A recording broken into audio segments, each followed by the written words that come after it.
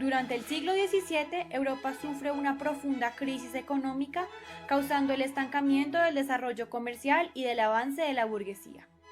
Pronto se empiezan a desplazar a las ciudades mendigos, pícaros y delincuentes en busca de dinero. A la vez, se da un gran enfrentamiento entre católicos y protestantes. Ante la expansión de la Reforma protestante, la Iglesia Católica, buscando contrarrestar la expansión de los mismos, lanza una contrarreforma que finaliza en 1648, al mismo tiempo que la Guerra de los 30 años en Alemania. Los grandes sufrimientos ocasionados por estas guerras y conflictos causaron un sentimiento de crisis y pesimismo en toda la población europea. Este cambio de pensamiento origina en Italia un nuevo movimiento artístico y cultural llamado el Barroco, que se caracterizó por tener una visión desengañada, escéptica y pesimista de la realidad, cuestionando directamente los ideales antropocéntricos característicos del Renacimiento. Los temas del Barroco reflejan el pesimismo de la época, por lo que los más populares fueron: 1. La apariencia engañosa de las cosas. 2. La fugacidad del tiempo y de la vida. 3. La complejidad y la incomprensión del mundo. 4. El desengaño como fruto último del desvanecimiento de las ilusiones juveniles. 5. El sueño, la irracionalidad y la mitología. 6. Carpe diem.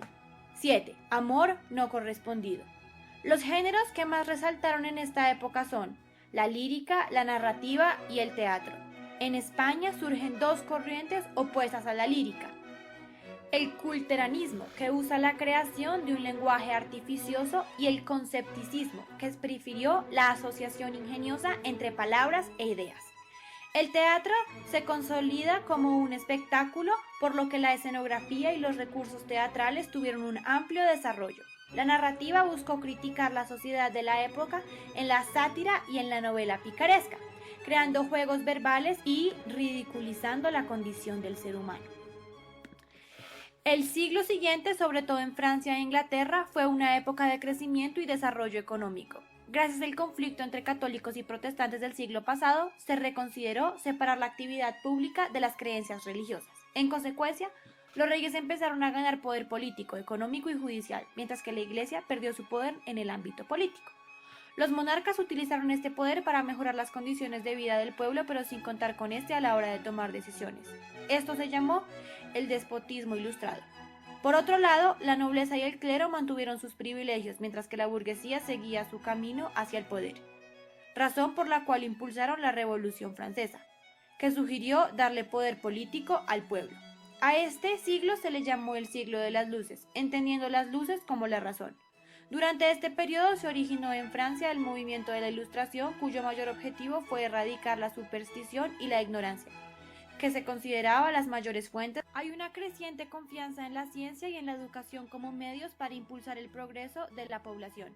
Asimismo, surgió de la mano del movimiento de la Ilustración el neoclasicismo, que tomó como modelo las formas clásicas de la antigüedad grecolatina. Debido a este afán didáctico, la literatura neoclásica no tenía como propósito entretener a las masas, sino difundir las ideas y el conocimiento.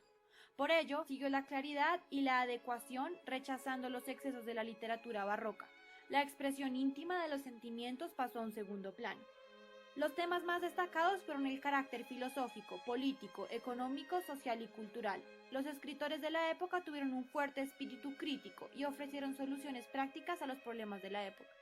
Dentro de la narrativa del neoclasicismo se destacaron el ensayo, como la forma de expresión más importante de la época, la novela, que indagó sobre la psicología del personaje, y finalmente la fábula, debido a su finalidad de transmitir preceptos morales. La lírica fue un género poco fructífero en el neoclasicismo. El teatro tendió a imitar los modelos clásicos, rigiéndose por las tres unidades dramáticas propuestas por Aristóteles: acción, tiempo y lugar. Tuvo un marcado interés didáctico y un elemento crítico. La Revolución Francesa transformó el siglo XVIII, ya que cuestiona la estructura de poder establecido en ese momento, logrando derrocar la monarquía absoluta. El modo de producción se volvió masivo y tecnificado debido a la revolución industrial y a la invención de la máquina de vapor, que obligó a los campesinos a huir de las ciudades en busca de nuevas oportunidades a una mejor vida. Esto causó una expansión urbanística que llevó a una marcada polarización entre ricos y pobres agudizada por el creciente poder de la burguesía. Esta desigualdad lleva al proletariado a alzarse en 1848, creando la Segunda República Francesa. Desde entonces, los europeos vivieron un periodo de desencanto político a consecuencia de sus deplorables condiciones sociales y laborales que permitían a los niños y ancianos trabajar largas horas y con escaso descanso.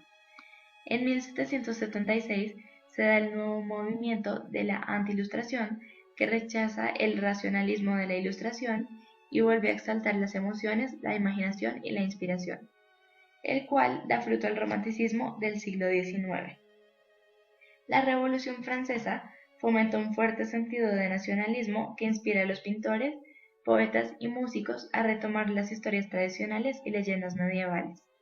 La palabra romanticismo proviene de la palabra francesa roman, que fue un término utilizado para nombrar las novelas medievales. Rechaza el pensamiento clásico y toma como modelo de inspiración el arte medieval. El romanticismo se caracterizó por tener un estilo exaltado y grandilocuente, tener un interés por el pasado nacional, fascinación por el folclore y la cultura popular, la afirmación de la individualidad, al igual que de la búsqueda de originalidad, y finalmente, el fuerte deseo de libertad. En las características de la literatura del romanticismo se resalta la exaltación de la naturaleza, que fue vista como un reflejo de la interioridad del hombre. Asimismo, la noche fue el tiempo predilecto por los románticos, que a su vez trajo consigo el interés por los sueños y la exploración de su subjetividad y fantasía. Igualmente se interesaron por la muerte y el horror, que les inspiraban sensaciones profundas. Además, hicieron mucho énfasis en la identidad y en la exploración propia. La lírica fue el género predilecto debido a su facilidad de expresión de sentimientos. Sin embargo, la novela, el cuento y el teatro también se destacaron.